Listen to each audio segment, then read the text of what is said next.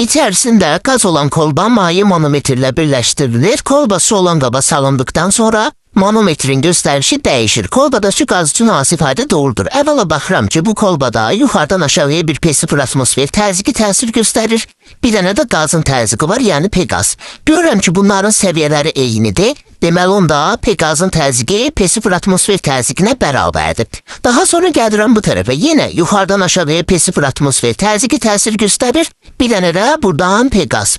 Baxıram ki, bu dəfə P0 atmosfer təzyiqi P-qazdan böyük olub ki, mayeni vurub baxın belə yuxarı qaldıra bilib.